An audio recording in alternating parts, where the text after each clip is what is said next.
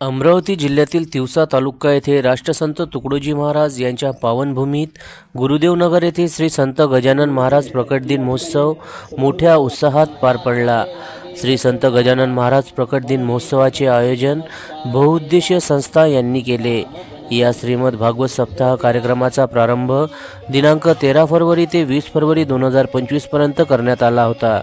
दिनांक 13 फरवरी 2025 ला सकाळी तीर्थस्थापना व मंगल कलश पूजन करण्यात आले होते। या भागवत सप्ताहामध्ये आपल्या मधुरवाणीतून हरिभक्त श्री निलेश महाराज गावंडे यांनी 7 दिवस भागवत वाचन केले। या प्रकट दिनामध्ये सामुदायिक प्रार्थना, भजने, हरिपाठ व पारायण कार्यक्रमाचे आयोजन करण्यात आले आणि सामाजिक व आरोग्य शिबिर पण घेण्यात आले होते। तसेच 19 फरवरी 2025 ला श्रीच्या पालखी दिंड्यासह अनेक महिला व पुरुष भजने मंडळी सहभागी होते। ही मिरवणूक गुरुदेवनगरमधून काढण्यात आली होती। तसेच दिनांक 20 फरवरी 2025 ला गोपालकाला व महाप्रसादाचे कार्यक्रम घेण्यात आले होते। या प्रसंगी तिवसा तालुक्यातील पंचक्रोशातील भक्तगण, राजकीय आणि सामाजिक क्षेत्रातील भक्तांनी हजारोच्या संख्येने या सोहळ्याचा लाभ घेतला।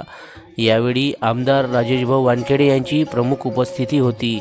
जनसमर्थन न्यूज, गुरुदेवनगर, मोझरी।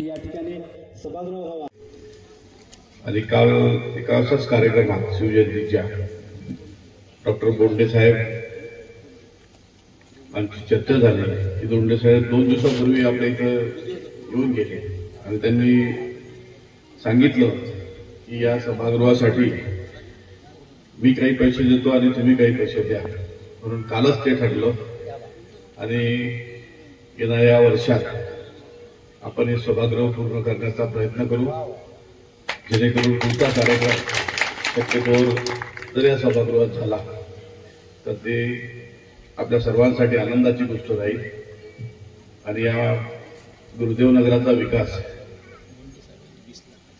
हो ना, 20 लाख मलाही द्यायला सांगितले, 20 लाख नाही 40 लाख। आणि गुरुदेवनगराचा जो विकास आहे तो विकास करण्याचा आपण प्रयत्न करू। त्याचबरोबर गुरुदेव सेवा मंडळ, अखिल भारतीय श्री गुरुदेव सेवा मंडळाला आपण अ दर्जा मागच्या वर्षी प्राप्त करून घेतला।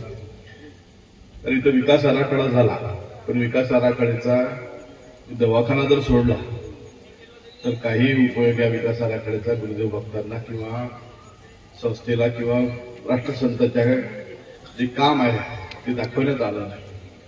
त्यासाठी सुद्धा आपण एक नवीन DPR तयार करून जवळपास 100 कोटी रुपये पुन्हा शासनाला मागून आपलं हे गुरुदेवनगर कसं पर्यटन क्षेत्र होईल यासाठी आपला प्रयत्न राहणार आहे। येत्या 5 वर्षात आपण तो पूर्ण करण्याचा प्रयत्न करणार आहे। गुरुदेवाच्या आशीर्वादानं, गजानन महाराजांच्या आशीर्वादानं आणि तुमच्या सर्वांच्या आशीर्वादानं हे पूर्ण होईल एवढीच आशा बाळगतो। पुन्हा गजानन महाराजांच्या चरणी नतमस्तक होतो आणि थांबतो। जय हिंद, जय महाराष्ट्र।